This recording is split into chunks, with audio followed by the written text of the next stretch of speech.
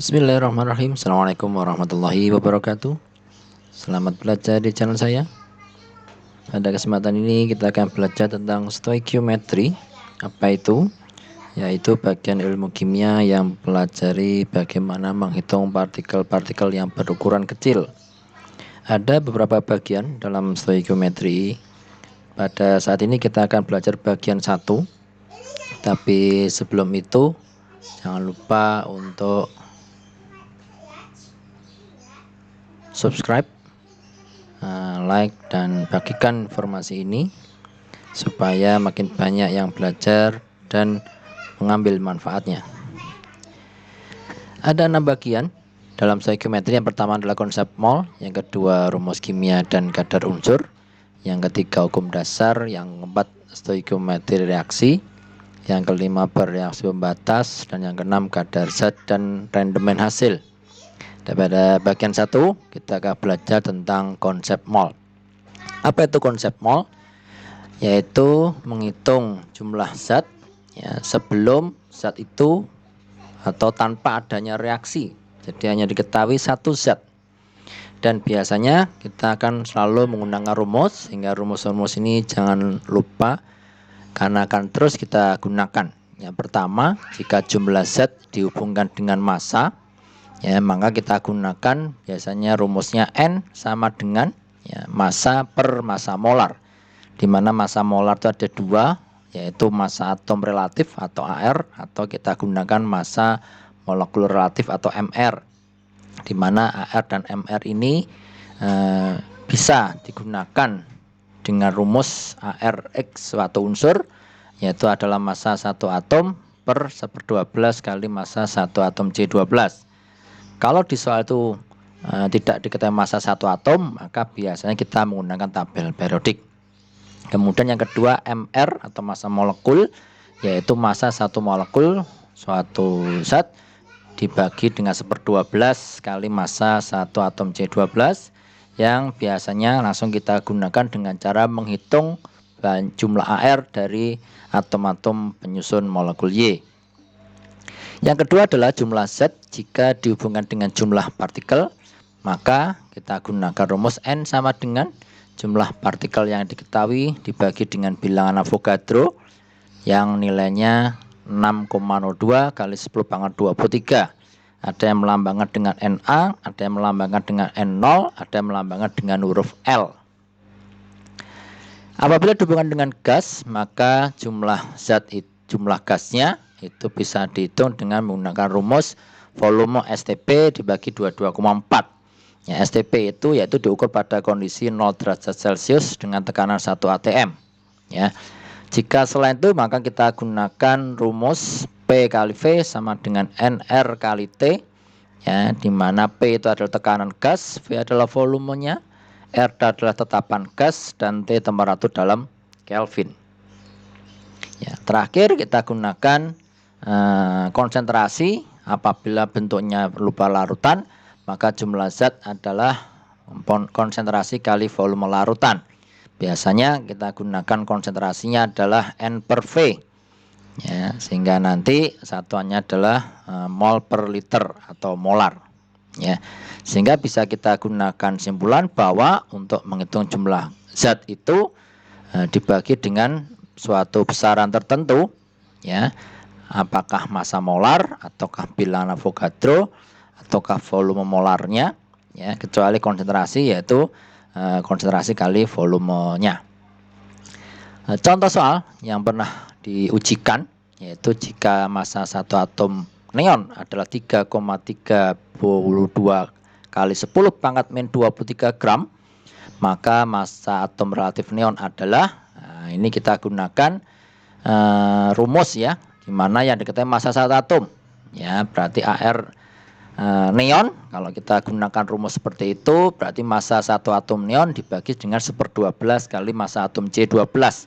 Karena massa atom C12 adalah suatu tetapan, biasanya kita gunakan 2 kali 10⁻⁻23, sehingga kalau kita masukkan ke dalam rumusnya akan kita peroleh AR neon adalah 20, sehingga jawabannya adalah yang A. Soal berikutnya adalah suatu gas sebanyak 0,22 gram dalam 100 ml wadah pada temperatur 12 derajat Celcius memberikan tekanan sebesar 570 mm/Hg. Maka gas tersebut adalah, nah, kita lihat di sini ada beberapa satuan yang perlu kita ubah, di mana tekanan yang digunakan tadi adalah Kelvin. Tekanan dalam ATM dan suhu dalam Kelvin, maka di situ nanti tekanan dalam milimeter Hg harus kita ubah dulu, ya. Di mana tekanannya dalam ATM adalah milimeter Hg dibagi 760, ya. Kemudian volumenya kita ubah ke dalam liter, berarti dibagi dengan 1000, dan tetapannya adalah 0,082, ya. Maka nanti kalau ditanyakan temperaturnya, maka 12 tinggal ditambah dengan 273. Ini kalau kita hitung massa molar, karena kita tidak tahu apakah itu berupa AR atau MR, ya, maka kita singkat saja massa molar. Sehingga setelah kita hitung, kita akan mendapatkan massa molarnya 71. Nah, sekarang kita cek manakah yang 71 begitu, ya. Kalau kita lihat di sini nitrogennya adalah 28, argonnya 40, klornya 71, kryptonnya 88, dan xenon 131. Nah, maka soal ini adalah berupa molekul, ya, yaitu gas klor, ya. Jangan lupa untuk membagikan materi ini kepada teman-teman, ya, supaya makin banyak yang mudah belajar kimia, ya. Berikutnya masih berupa gas, ya, di mana pada P tekanan, volume, dan temperatur yang sama, sejumlah gas X memiliki massa 2 kali massa gas metana.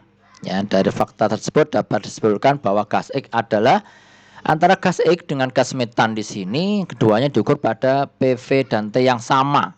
Maka kalau kita lihat dalam persamaan itu, jika PV T sama, maka jumlah zatnya N itu akan selalu tetap, ya. Maka nanti bisa kita gunakan bahwa N gas X itu akan sama dengan N gas metan, di mana N dihubungkan dengan massa, itu berarti dibagi dengan MR-nya. Karena kita tidak tahu, ya kita misalkan saja MR gas X gitu, ya, karena gas X-nya ditanyakan.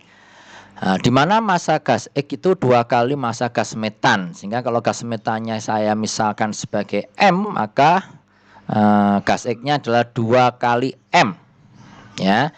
Maka kita sama itu namanya, ada nilai yang sama, yaitu M gas metan bisa kita coret, ya. Maka MR gas X adalah 32. Kalau kita hitung, ya, maka MR mana yang 32? Nah, maka kita tahu jawabannya adalah oksigen gitu, ya, karena MR-nya 32. Kalau gas asetilen atau gas etuna itu 26, kemudian gas etana 30, gas karbon monoksida 28, dan gas nitrogen 28 juga, ya. Maka jawabannya adalah yang A. Terakhir, ya, ini contoh soal untuk konsep mol. Ya, kita lihat di sini ada satu zat, yaitu hidrogen sulfida, ya, atau asam sulfida, tetapi tidak diketahui hanya jumlah zatnya, yaitu 0,4 mol. Ya. Yang ditanyakan bervariasi, ya, maka kita hubungkan dengan yang lain, diantaranya adalah massa dan jumlah partikel. Yang pertama kita lihat dulu di situ massa yang ditanyakan, maka kita gunakan N sama dengan massa per MR, ya.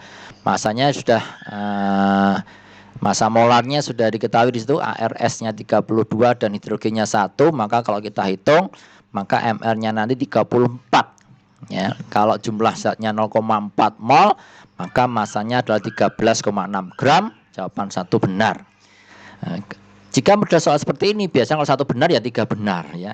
Sebagai pembuktian tidak apa-apa kita cari jumlah gas jumlah asam sulfidanya adalah jumlah molekul dibagi bilangan Avogadro, maka jumlah molekulnya adalah 0,4 mol kali bilangan Avogadro yang digunakan 6 kali 10⁻23, ya, maka terbukti bahwa bilangan 3 benar. Kemudian dihubungkan dengan massa atom di situ, bukan massa molekul, ya, tapi massa atom, ya. Maka dalam 1 mol hidrogen sulfida kita lihat bahwa ada 2 mol hidrogen dan 1 mol es. Sehingga jumlahnya hidrogen adalah banyaknya atom hidrogen dibagi dengan bilangan Avogadro. Ya, maka jumlah atom hidrogennya adalah molnya 2 kali molnya H2S. Ya, 0,4 kali banyaknya atom 6 kali 10 pangkat 23. Ya, maka jawaban 4 benar. Nah, kalau 4 benar, 2 pasti benar. Ya, kita buktikan ya bahwa untuk mencari masanya S itu adalah molnya S yaitu 0,4 kali 1 ya kali AR-nya S 32 ya, maka benar semua. Baik, ini bagian 1 tentang konsep mol. Jangan lupa untuk subscribe ya, like dan bagikan supaya makin banyak bisa belajar kimia. Terima kasih. Assalamualaikum warahmatullahi wabarakatuh.